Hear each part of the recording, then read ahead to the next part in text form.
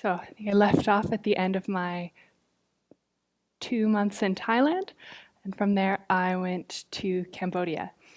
And my first stop was a place called Panya Vihara, a community of monastics originally from Taiwan. And the abbess came with 10 bhikkhunis over to Cambodia about 17 years ago, and they began constructing their vihara. And since then, when the abbess has returned to teach in Taiwan, her lay followers' daughters have been really inspired. And so now there's another group. It was initially 10.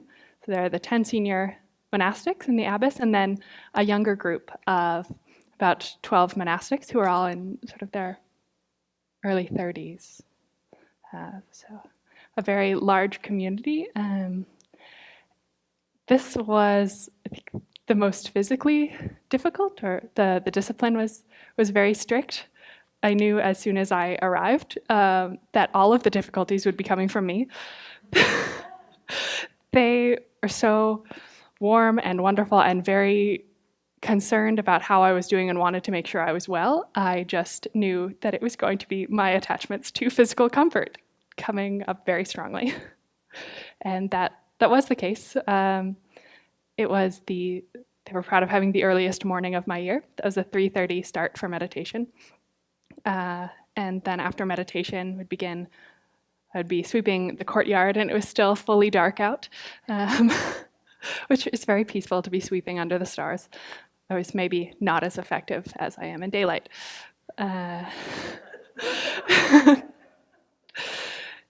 And then we would have breakfast, chant, and then breakfast. I think that was 6:45 or so, or maybe closer to 6. And then it would be community work time for the rest of the morning until the second meal of the day, which they called a snack, but was still pretty much a full meal, was around 11. And then it was sort of a quick nap time, or if you don't feel like napping, you can be a little more ambitious and go for a walk, which was what I tended to do, which sometimes left me very tired at the 1 p.m. or 1:30 meditation. So that was the sort of longest meditation of the day, going till 3:30 or 4. It was amazing. So this was also, I think, the most traditional sort of room setup, because it was just, there were 2 sort of sleeping areas with, each had 2 long rows of sort of wooden, they look sort of like low benches, but wider, which took a little getting used to. But so it was just amazing. I felt like, oh, nap time, interesting. But then it was so important, I think, between lunch and the meditation. It's like every single monastic was down, and every single one of the kids was down for a nap. Except I usually wouldn't, which sometimes left me very sleepy in the afternoon meditation. And then it would be community work time, and a quick time to shower and wash your clothes, and then evening Dhamma talk and meditation. And this was a really interesting community because, being from Taiwan, they originally ordained in the Mahayana tradition, but the younger group of bhikkhunis have also ordained, done the dual ordination with the Sangharaja, the sort of head monk in one of the 2 branches of Cambodian Theravada. So they're balancing both practices, and they've changed their robes to be sort of Theravada style robes. They've done really amazing work and learning Pali and wanting to revive Pali as a sort of living language that's shared between so many Buddhist groups. And what really stood out to me about Panya, the community there, was that a lot of other places if you think about the 3 aspects of training as Sila, Samadhi, and Panya, those sort of ethical conduct, meditation, and wisdom, and a lot of places tend to lean toward one of the other. You might go to a community and it's very academically focused and they study a lot. You might go to another and very meditation focused. Another might have a lot of community work and service, but maybe not very much time for some of the other things. Panya really had time for all three, and there was sort of evening study also. But as I think everyone here can attest, if you're fitting all three into a day, it's quite a full day. But I really enjoyed my time there and was really stunned by their care for the environment. They're opening right now they're Panya Vihara, and they have a second property where they're going to be moving, and that's Maha Panya Vihara, because it's significantly bigger. And the first thing they did was really put lots of compost into the soil. It was very poor quality soil, and they planted 10,000 trees. So there are 10,000 bhikkhuni planted trees within the walls, and the community is completely chemical free. Like all of the cleaning is done with enzymes that make themselves sort of pomelo rinds, and I'm not quite sure how it happens, but that's what you shower in and wash your clothes and everything. Very, very conscious of the environment and how that is important for, caring for all beings and living out values. And from there, I didn't stay there all that long. I think it was about 10 or 12 days, because since they were from Taiwan, I felt I hadn't arrived in Cambodia until I left, actually, because they have a lot of support and are well-funded and have a beautiful library and all these things, and that's really not reflective at all of the situation for Cambodian nuns, who are called either mechis or donchis. You'll see them in white robes, and they keep 8 to 10 precepts, often 8 because once you're keeping 10, you can't handle money. So then if you don't have lay supporters, then that's going to be very hard. And donchis are expected to support monks a lot of the time. You'll find them at temples and sort of in the housing at the back, and the idea is that they're making merit by supporting the monks' practice. So large groups of nuns will flock to places where they're included in the teachings. I went to a temple where there are 91 nuns. I think there are 17 monks, 17, and 91 nuns, because this abbot runs meditation courses and really includes the nuns and encourages them to practice. Their housing will eventually be redone. Right now it's very sort of cobbled together, sort of tin and plywood housing. Once the new hall is built and the monks' housing is renovated, then housing for the nuns can be attended to. But still, the practice is they feel it's that they're growing a lot in their practice. And one of the nuns helps with the Abhidhamma classes and is very proud of being a teacher there, which is quite unusual. And it was amazing to hear some of their stories. And the suffering in Cambodia is so recent and so deep.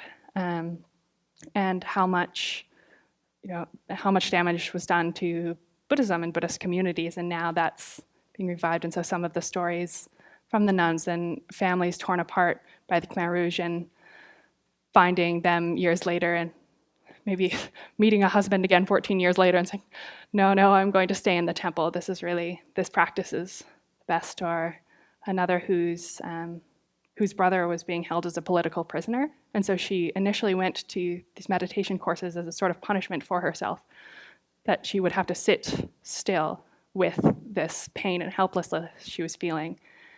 And after a while, she got deeper into the practice. That all went away. And she was, how could I hope to help another person when I couldn't even help myself?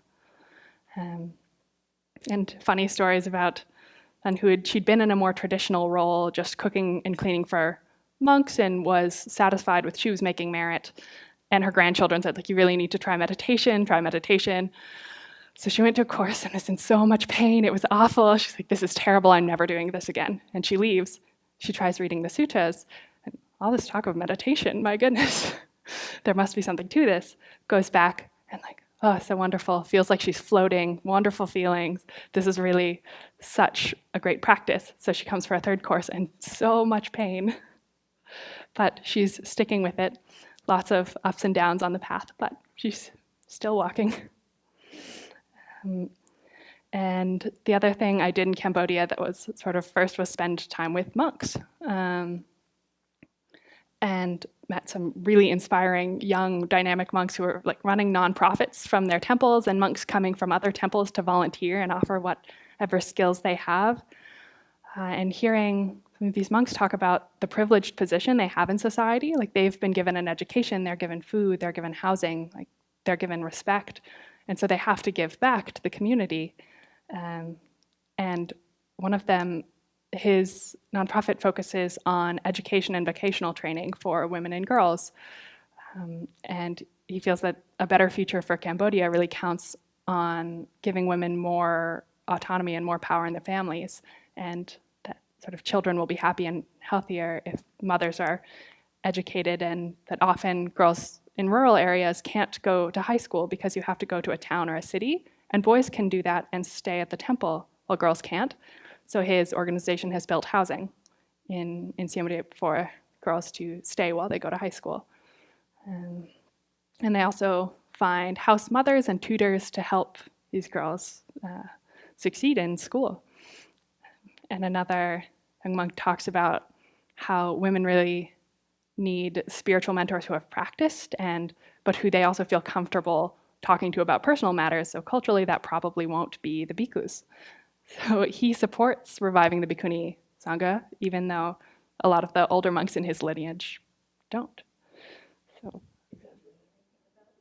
he's looking to start sort of a center and a practice space for women monastics. Yeah, he's very involved. Not so far, but I'm hoping for more sort of contact between groups, because there are plenty of fully ordained bhikkhunis in Phnom Penh at Panya who have ordained in the Theravada, so hopefully they can connect. And like when I went to the Dhammayatra walk, which is now actually run by a laywoman, and it's amazing to see her teaching all these young monks who are going on the walk, and the older monks will sort of say, like, how can you let her teach you? And they're like, she's a good teacher. So, and there weren't very many. I hope that different groups, like maybe the Panya monastics, will go attend the next Dhammayatra, would be my wish, because they weren't there. But you said at Panya they were giving the ordination. Were they using the Panya nuns and then the Cambodian bhikshus? yes. I see. Okay, very good. So some Cambodian bhikshus are actually involved in giving the ordination. Yes, there are two branches of Cambodian Buddhism. I think it's the Tamayuttika Sangharaja, so the head monk of that branch of Buddhism has accepted the Panya bhikkhunis as his disciples, and so he did that part of the ordination for them. So there is sort of support growing. Did they go on Pindapat? They didn't.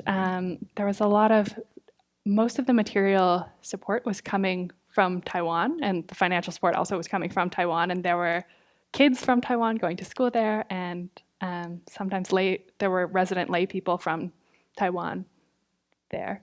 So that was sort of, I had to leave to feel I was in Cambodia, because you're hearing Mandarin spoken all the time. And so but there are a couple Cambodian kids now going to school there. Only I think about 2 of the children.